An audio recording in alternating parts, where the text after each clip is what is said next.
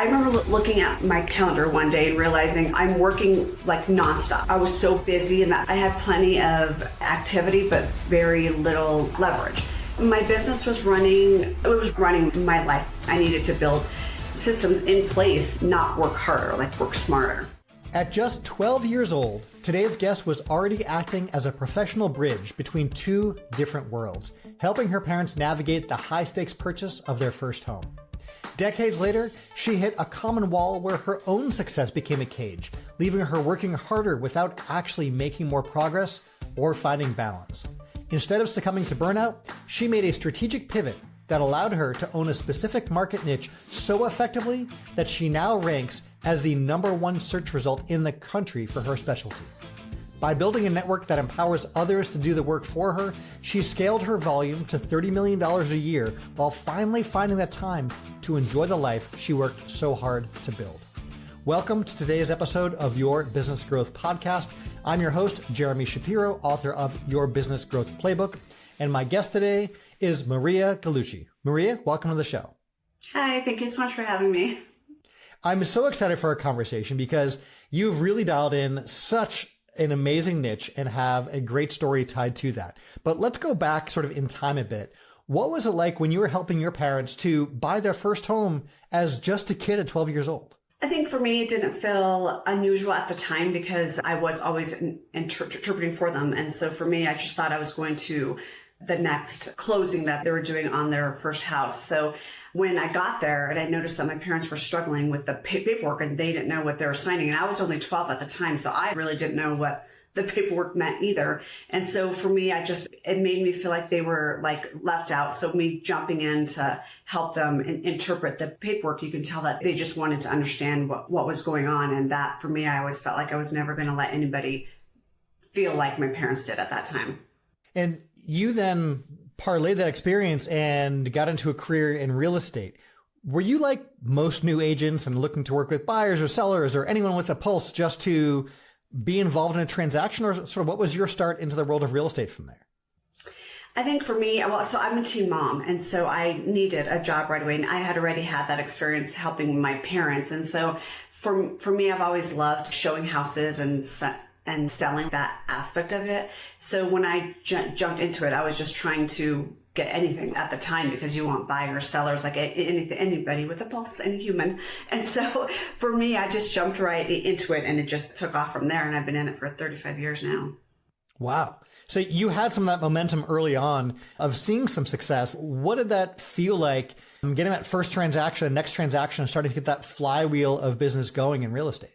I think for me, you always question yourself. So I've been through all of them, like the ups and downs of real estate. And we know how the market crashed in 2008 and it's kind of crashed last year. So it's just the momentum. So for me, it's very exciting. And every closing gave me the confidence and made me work even harder to help people get into their homes. And you just have to just stick with it to make sure that you get through the ups and downs of real estate. Because I think a lot of people think that it's easy. Like you have your own hours, you have your own things, and it's not. It's a struggle, I felt. Yeah, sometimes I feel real estate agents and brokers have some of the best parts of being business owners, but also some of the biggest challenges of the constraints of more of a traditional job in some ways. And that is a tricky spot to be in. Now, one thing we didn't touch on for our listeners and viewers is that you grew up as the child of deaf adults. Tell us about how that shaped your approach to communications and some of these high stakes negotiations as you're representing your buyers and your sellers. Yeah, so I'm a CODA, which is a child of deaf adults. So my first language is actually ASL, so it's American Sign Language. So for me, it was more than just words because I'm constantly watching body language, expressions, and just the way that the deaf and hard of hearing community, they communicate basically. And so for me, you have to know what you're doing in your own language. And I think a lot of people disregard the deaf and hard of hearing community because they don't know. And so they think that it's not Spanish, it's not a language, but it actually is a completely different language, and there's a huge community out there. So I wasn't going to let them struggle like my parents did. And I have a lot of clients say, oh, it was such a different experience this time around versus because they had me who's fluent in ASL. So I speak their language. I know their traditions and cultures. And then for me, I wasn't going to let anybody feel like they were left out of it. So how are these clients finding you or realizing what it is you do and getting that experience that they've been needing for so long but didn't realize was possible till they found you? I think it was my data, I would say, because when I was younger and just getting into it, I got tons of referrals from my parents because they're obviously in the deaf and hard of hearing world. And then they just I think it's just word of mouth. And then so now probably 80% of my clients are either deaf or hard of hearing.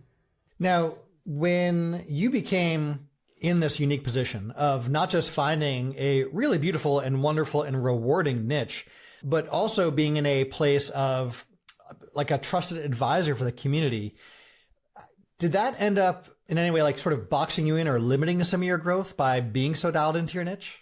I feel like it was frustrating because I had built exactly what I thought I wanted, but I didn't really have any of the freedom or resources. And I loved my clients, but I realized that every problem, every phone call, every decision came through me because at the time we didn't have interpreters. And so I had to fight forever to be able to get interpreters at the closing table. And now it's actually a law that you have to have interpreters there. So they didn't really have the access to what they needed to be able to understand what they're closing. So for me, it was pretty frustrating and a long fight. And even with CHAFA, which is out in Colorado, it's one of their down payment assistant program. You have to take the classes. They had no closed captionings on the videos, and they would just expect them to go to these classes without interpreters. So I fought forever to get to tell me, you guys have to have and interpreters there. Like, how are they supposed to know what they're doing to buy? And so, but it took a while, but I finally was able to get everything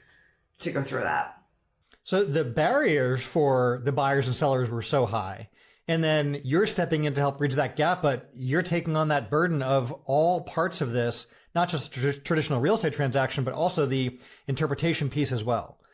And then your buyers and sellers can't even get some of the education and things they need for the programs. And so you're having to be an advocate for them in those places too?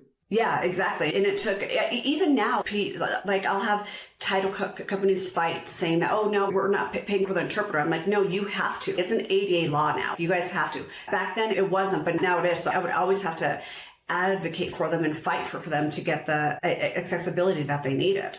Now, have you always been doing all of this on your own, or at what point did you start bringing in a team to help you out and support you in the day-to-day work of the business? Because I'm in Colorado, so I do mostly Colorado, and then my sister, who is fluent in ASL as well, is my assistant. So she was able to help me, but there's surprisingly not a lot of ASL agents out there. And so that's why I developed the ASL Realty, which is a nationwide one that I can help deaf and hard of hearing clients nationwide by connecting them with an ASL speaking agent. That is so cool. And I want to come back to that in a little bit about the whole network piece, because I think that's really amazing what you've done. Was there a moment you realized with the work you were doing and your sister helping you out that you were busy, really busy, but maybe not as productive as you wanted to be? Like, how did you differentiate between those two? I remember looking at my calendar one day and realizing I'm working like nonstop. I answer the phone. I always say that I work 24/7. So even if my clients are like texting at midnight, if I'm awake, I'll still try to answer them. And then, so I feel like I was so busy, and that's why I actually hired Rose and stuff. So I feel like I had plenty of activity, but very little leverage. And so that's when I knew that something had to change. And I'm like, okay, Rose, you're going to have to help me, because there's no way because I want everybody to get the same service. I want them. And I think if they're texting you in the middle of the night, everybody gets mad at me for this, but there's something wrong. They're stressing out. So they need help. You know what I mean? So I just want to make sure that they're okay. So I try to always answer anybody at any time. And then that's why it's just, you have to have a team. You have to collaborate to make yourself sane. Now, early on, most business owners are also in this full-on hustle mode of working 24/7, being available for their clients, which is a noble, wonderful thing, but that can often have some negative side effects for you as the business owner. How did that feel being so available 24/7 and maybe not having the balance you need between the business and personal life? Like, when did that come to a head and what did you do about that? I think that my business was running my life, basically. And so instead of supporting it, I missed out on time with my kids. And then I've always worked since I was young because I was a teen mom. And so I've always had that. My dad always instilled like work ethic in me. And so I always thought that I always have to do that. So sometimes I felt guilty, but I would bring like my son to the closings with me. And so I would try to like balance that. But then I realized that I wasn't working. And that's when I realized that I needed to build systems in place, not work harder, like work smarter. Yeah, that's an important distinction. Very commonly, we see people working harder, thinking they're working smart, but it's actually just working yet not being productive. So how do you define that difference between like working hard versus working smart? Tell us about some of those moments for you. I think for me, you have to like balance yourself. Like you have to remember, okay, you can't be there 24/7 for everybody, and you need to build a team. And I feel like a lot of people might think that team is not a good thing because you're taking everything away from yourself. But if you balance everything and you make it strategic, you can do both. And I think a team is usually a lot better than doing it all by yourself. And that's when you get burned out too. It is so easy to burn out trying to do it on your own, or not believing that other people can do the job as well as you or better than you. Exactly. Oh, that was the hardest part, I think, for me, was like letting go, like having, like trusting someone else to do what you've always done for years and years. And that was hard for me. I had to keep telling myself, they're going to do, you taught them, they're going to do exactly what you've been doing. It's not going to take away from you. Tell us about one of the times that you had a hard time letting go of those reins, but it was okay. It was because I also did processing. So I would do like all of the deals by myself. And it was like having Rose or someone take over it from the beginning. And I'd be like looking in the background just to make sure that it was done right. And it always was. And so but it took me a while to be able to let go, because you have to do that in order to balance and keep sane. Are you enjoying this episode? Make sure you hit that subscribe button right now. That'll help you get more episodes automatically as soon as they come out. So hit that subscribe button right now. And if you have a minute, leave a quick rating and review. That helps support the show. Yeah, one of our favorite strategies we love talking about is niching, right? And it can be niching we can talk about from a marketing standpoint or who your customers are, but also even within your own business of choosing where is your specialty in the business that you're going to specialize in so others can shine and specialize in those areas as well. For example, on the processing side of the things that Rose is doing. So speaking of niching, there's a million directions you could have gone. And especially with real estate agents and brokers, I find, especially the newer ones, you ask them, who do you help? And they say, oh, buyers and sellers and big and small and every zip code everywhere anyhow. And that's not a great specialization. You could have gone any direction, but with your background, your connection to interpreting with ASL and so forth, you chose a very specific niche that you wanted to serve. Tell us about that when you made that decision and really leaned into your identity there and who your ideal customer is going to be.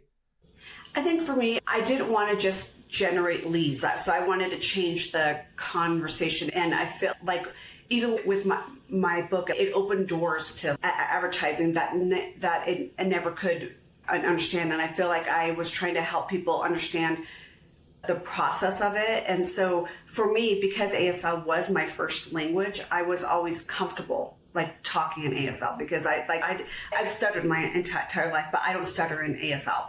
So for me, it's always been comfortable for me. And then when I realized like how big that the community actually is and that they needed help, like, cause it's such an underserved community everywhere, like nationwide. And I think that was when I realized, oh, I need to be helping them. I need to help anybody who feels like they don't belong. And you touched on this earlier, and now you just brought it up again, and I want to dig into this. You created this national referral network instead of just expanding your local team. Tell us more about this network, what led to the creation of that, and what that piece of the business is, because that's something that most any real estate agent or broker you talk to wouldn't even think about doing. And you've done it and done it successfully. So tell us about that national referral network. So for me, I was helping everybody here in Colorado. And then I realized that I was getting a lot of calls from people outside of Colorado that I couldn't really help because I'm in Colorado. And so I thought, you know what, because it is such a big community and people don't realize like how big the community actually is.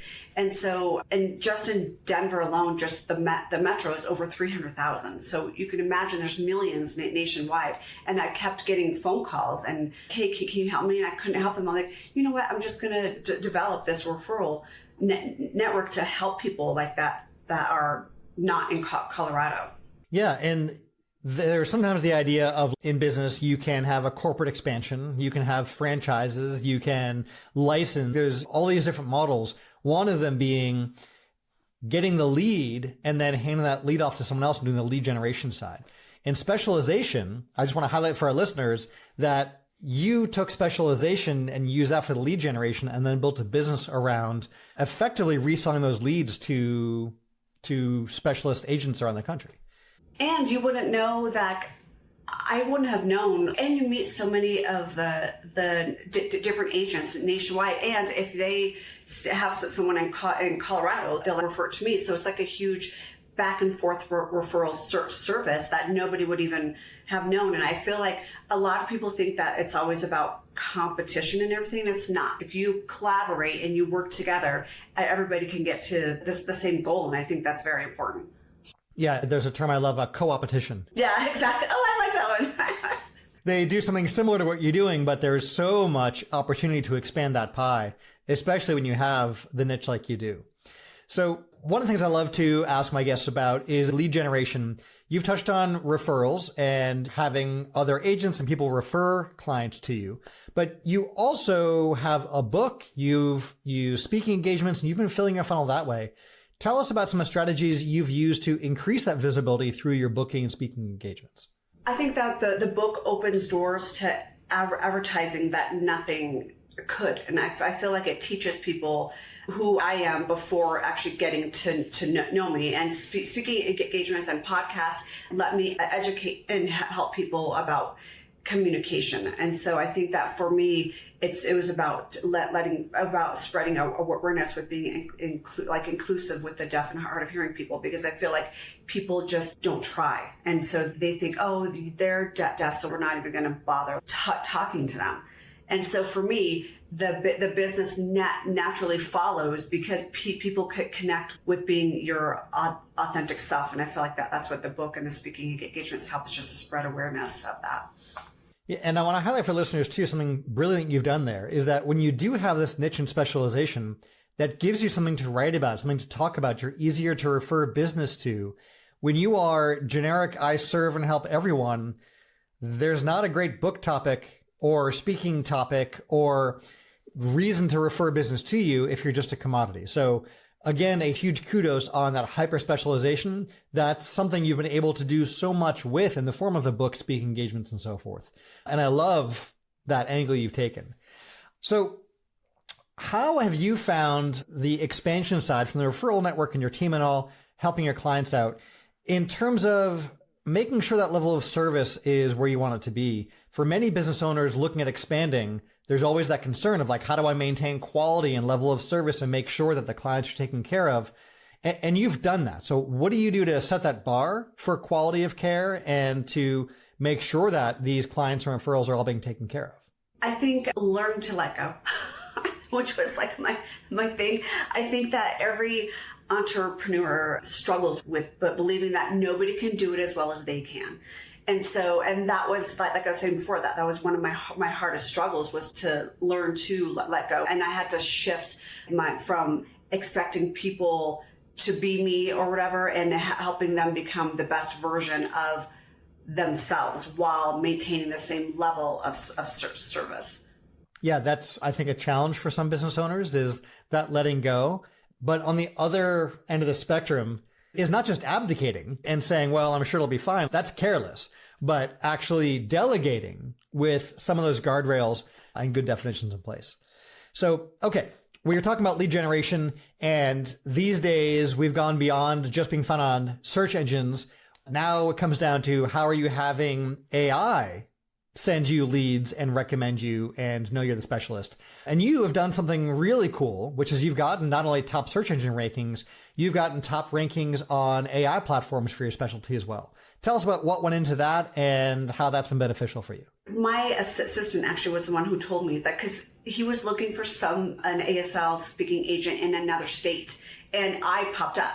And so he's like, do you realize that you're actually the person that pops up in AI? I'm like, no, I didn't even know that. But I think I focused on becoming helpful. And I've been in it for 35 years. And I used to be one of the only ones who was fluent in ASL. So for me, I was always getting the referrals. So it was just I just consistently created content and everything for that. So I would go up there. But I think it was just from me being years into the business and me being one of the only fluent ones that knew it. And now it just expands from there. So again, we come back to the power of niching really narrowly. You can be the absolute expert for that in search engines and AI results.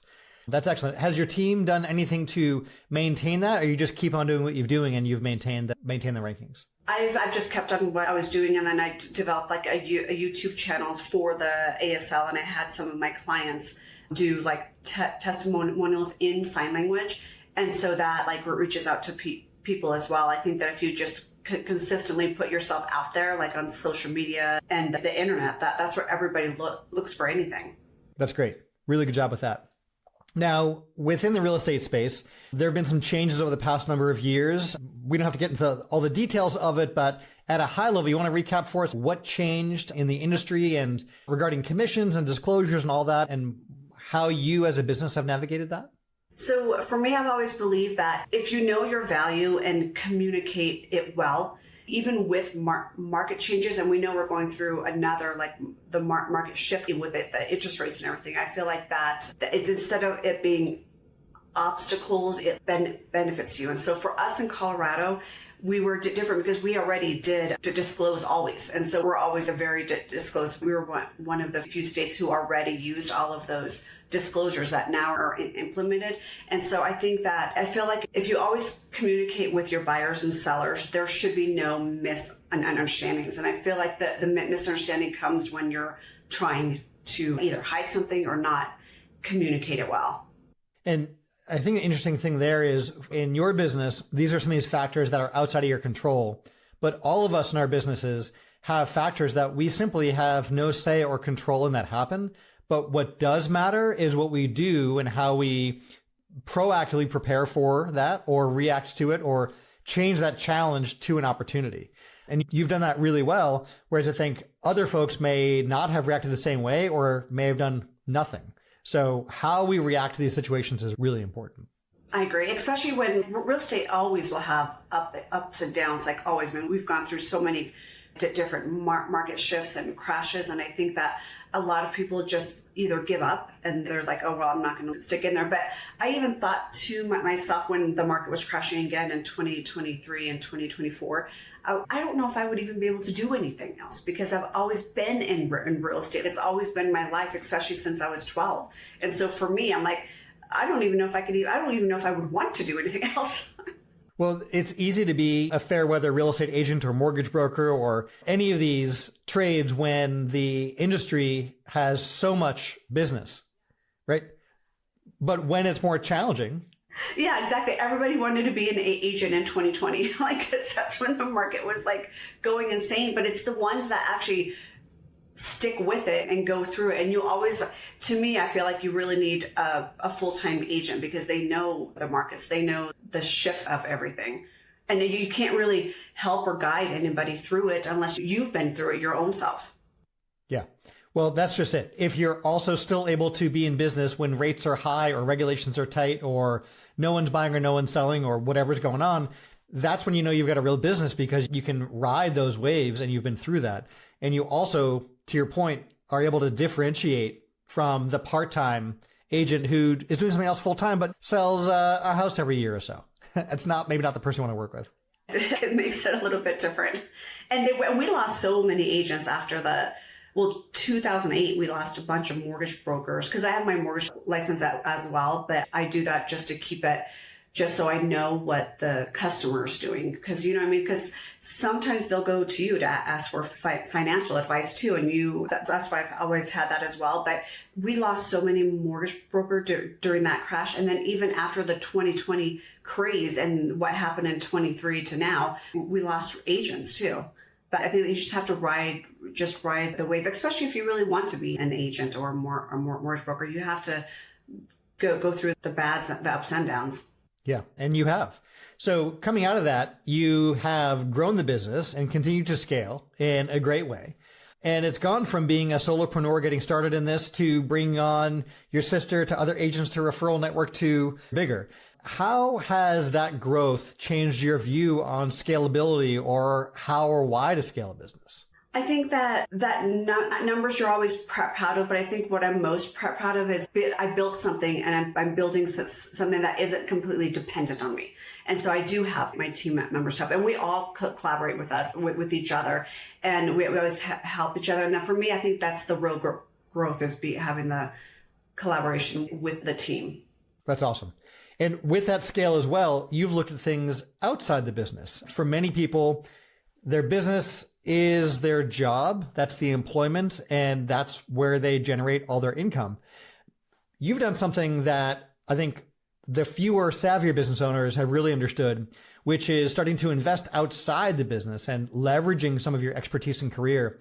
Talk to us about your expansion on the real estate investment side and what you've done and the opportunities you've seen in that space. So I think being an investor made me be a better agent because now I'm in it personally. And I think that because I see the real estate from both sides. So I'm not just helping clients buy and sell homes. I'm helping them think about long-term wealth and opportunities and that they may have not considered. So for me, knowing that side of it, because we had bought homes and then now we have to rent them out. Because of the market shift, but you just have to remember in your head it's a long-term investment. So it's okay that you have to take a hit now and rent it instead of sell it because you'll be able to capitalize on that later on.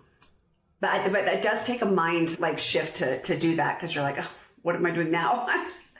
Well, what I want to highlight for our listeners that you're doing so well here is that you have a tool belt of options, right? You're not holding a hammer looking for just the nail. And if it's not a nail, not knowing what to do, you're able to look at the market and say, oh, this one won't sell. I can buy it. Oh, it's not a good time to sell the property I'm holding on to. I can rent it. The market is up. It's a good time to sell. Let me sell this. You have all these different tools at your disposal and you're able to look at the market opportunistically and do what makes sense at that time versus only having one solution.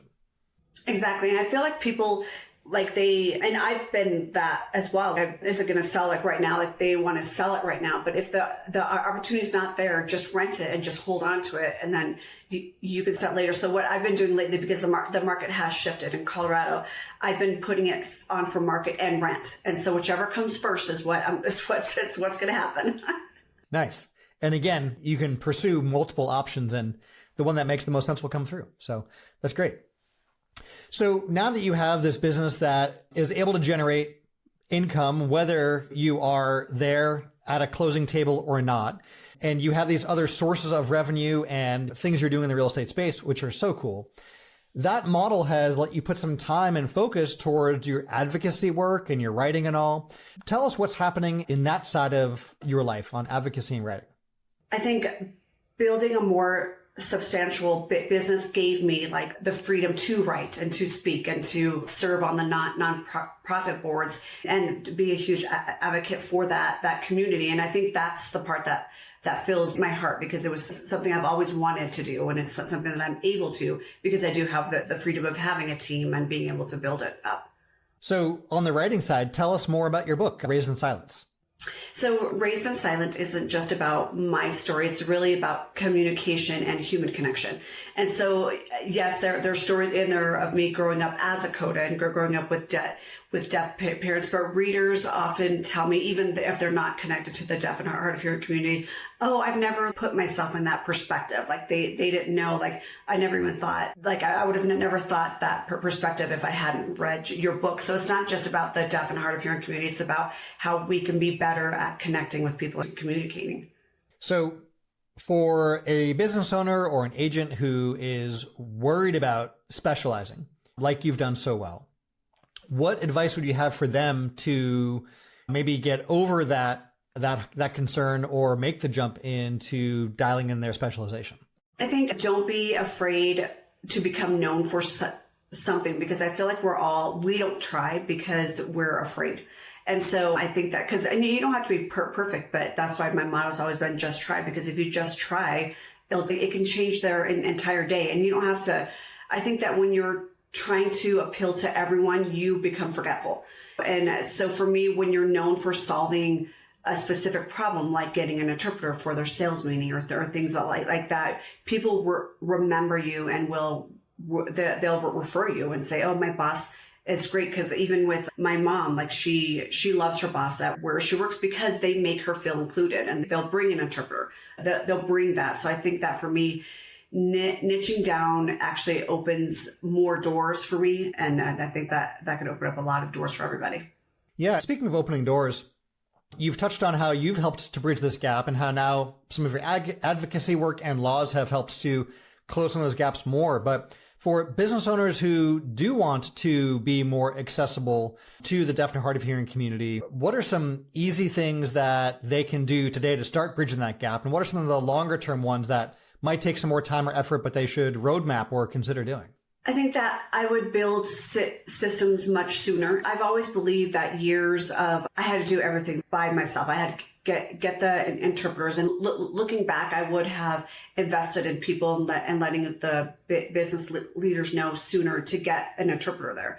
And because a lot of people think that they could just put the closed the captioning on the TV, but if you're in there and everyone's talking, the interpreters will talk for everybody. So you're still not being inclusive. So for me, it would be, don't think that they can just read the closed captioning, because that also makes their focus not on the meeting, because they're busy trying to read. So for me, it would just having access to interpreters, or even a VRS, which is just a TV with an interpreter on there. And I think that act of kindness makes a big world to them.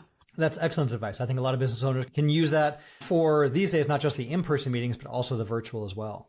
So speaking of sort of this advice, knowing what you know now, looking back earlier on in your career, what would you have maybe done differently? I would have tried to advocate, because I was trying to sign myself all the time, and I would have probably advocated sooner to get interpreters to the closing table, because I think that I was just so used to doing everything by myself. I always interpreted for my parents. I always did all that stuff. But I think that even though I am fluent in sign and I can teach them, I think it's such a big difference having an actual interpreter there at closing instead of relying on me. So I would have done stuff sooner.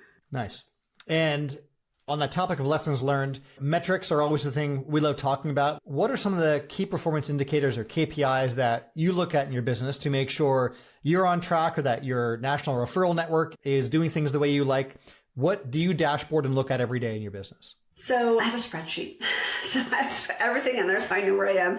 But of course, I look at sales volume and referrals, but I always pay close attention to the clients being satisfied, because you repeat business and referrals is all we really get, especially when you've been in it for so long. So I think that building the quality of the relationship with your clients, especially in the referrals, and I feel like numbers matter, but to me, relationships are what create the numbers. Nice. That's really good. I think sometimes we lose track of that and don't know how to track, for example, like customer satisfaction or CSAT, to know what's going to happen. That can be one of those leading indicators of, if they are satisfied, that may mean more referrals. If they are not, that probably means less. Is there a certain metric or system you use to track customer satisfaction? I always keep in touch with them. So I always put them on like a recipe card list, and I always either text them once a month or just to check in with them. And then I always send them either cards or gifts. So I always try to do marketing around it. So I do keep in good contact with them so they don't forget you either. Again, for our listeners, we're talking about being top of mind, right? Staying relevant and in front of them. So great. All right. Before we wrap, a few quick rapid fire questions, Maria. If you had to start all over again from scratch, what one lead source would you go all in on? Oh, I've had to start from scratch. I would say referrals every single time, because referrals always come with trust built in it. And so for me, I think a referral is better than any cold lead or any leads. Excellent. And book-wise, aside from your business growth playbook and Raised in Silence, what are some of your top favorite business books? The Millionaire Real Estate Agent by Gary Keller. I think that taught me to think bigger than just selling all the time. And so for me, that was a good book. And I also love The Go-Giver. Have you read that one? That one was a good one too, because it's built about something I believe in. And so when you focus on serving people first, that's when success follows. Love it. I'm always delighted when my guests recommend books. I'm like, oh, that one's right there on my bookshelf. Yeah, exactly. I know, I have them all over there. All right, mentor-wise, who would you say was one of your unlikeliest mentors? I think my deaf parents, because they never owned a business, but they taught me resilience and patience, which is so important on how you connect with people and not just relying on words. And so I think that those lessons have shaped every part of my life and career. I don't think that would be here without learning those stuff from them. That's powerful. Yeah. You touched on something outside of this call. You and I were having a conversation, and you'd shared how even for real estate agents who don't know ASL, a key piece is just understanding how to work with buyers and sellers in those situations. And oftentimes it comes down to that patience and understanding things may move at a different pace or in a different way. And that patience can be such a key piece of that. And what a valuable lesson, especially in this day and age of instant gratification and quick scrolls, how good it is to hear that. Exactly. And I think that patience is huge. And when we communicate in ASL, you're actually paying attention to them because you have to read their hands. Where I feel when we're talking and we're hearing, we're really just, our brains are just going around, and where you can't do that in ASL. So that definitely shaped who I was today. Yeah. I can't imagine someone both tuning into ASL and mindlessly scrolling and trying to cook or whatever else all at the same time. You really do need to have that focus. If only we could all bring that kind of focus to everything. So love it. All right, Maria, to recap for our listeners, you moved from the exhausting grind of being a solopreneur and doing it all to a scalable $30 million business by niching into a community you deeply understand, building a national referral network to handle the volume, and creating automated visibility that keeps you top of mind in your industry. And for our listeners who want to learn more about you, where should they go right now? So my website is galluccihomes.com. And then for the book is raisedinsilence.com. Outstanding. So that is a great book. I know for those of you who are watching, the cover of it's right behind you there. So that's the book you're looking for at raisedinsilence.com. And Maria, thank you so much for sharing your journey, what you're doing for the deaf and hard of hearing community, what you're doing in the business community as well with your niching and specialization, and all the great that's done for you and the world. And I appreciate you sharing that with us today. Thank you so much for having me. It was great. Thanks so much for listening. Quick reminder, hit that subscribe button right now so you can get more episodes when they come out automatically. And remember to leave that rating and review right now.